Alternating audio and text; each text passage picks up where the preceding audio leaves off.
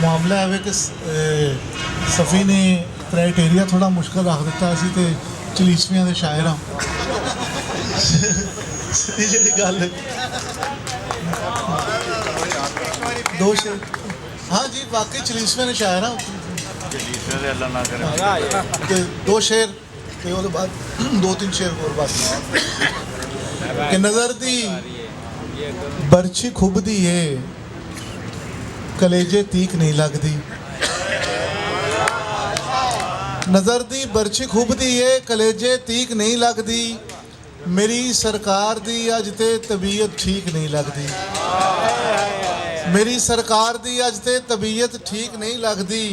और अदा मौसम दी कहंदी है कि चुस्की कुट ना होवे। अदा मौसम दी कहंदी है कि चुस्की कुट ना होवे। नदीदी अख पई आखे तेरे तो ढीक नहीं लगती।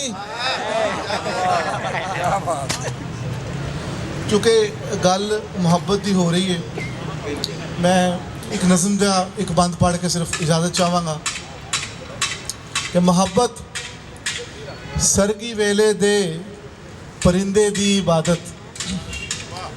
मुहब्बत सरगी वेले दे परिंदे दी इबादत नहीं। मुहब्बत सरगी वेले दे परिंदे दी इबादत नहीं। मुहब्बत पौर दी फुल्लां दे मुखड़े ते तलावत नहीं।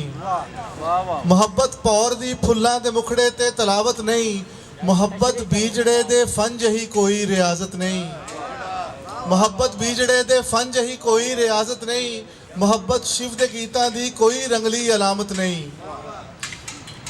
मुहब्बत सरगी वेले दे परिंदे दी इबादत नहीं। मुहब्बत पौर दी फुल्लां दे मुखड़े ते तलावत नहीं। मुहब्बत बीजड़े दे फंज ही कोई रियाजत नहीं। मुहब्बत शिव दे गीतां दी कोई रंगली अलामत नहीं। मुहब्बत सुरख होठां ते खिड़े वरदान दी गल है। मुहब्बत उस कुड़ी दी रेशमी मुस्कान जही गल है।